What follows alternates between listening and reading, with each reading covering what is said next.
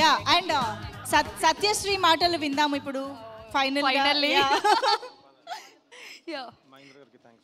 మహేంద్ర గారికా? Thank you sir.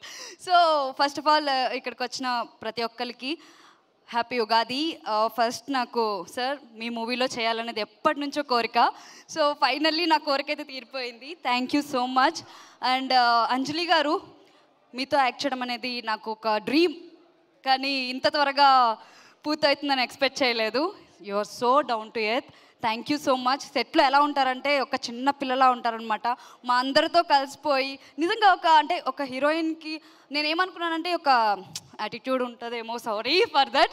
So నువ్వు ఎన్నేసినా ఇక్కడ పడేవాళ్ళు లేరు, కానీ నువ్వు ఎంత ఇక్కడ పడేవాళ్ళు లేరు. ఫైనల్లీ మైక్ ఇచ్చింది ఇందుకా? సో నిజం నేను చెప్తున్నంత హార్ట్ఫుల్గా చెప్తున్నాను. సో థ్యాంక్ యూ డైరెక్టర్ గారు, శివ గారు, thank you so much.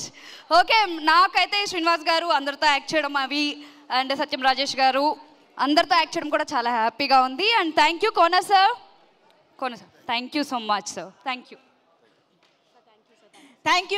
So much everybody. So Geethanjali మళ్ళీ వచ్చింది April 11th నుంచి థియేటర్స్లో. మిస్ అవ్వకుండా ఫ్యామిలీతో సహా కలిసి వెళ్ళి చూసి ఎంజాయ్ చేయండి.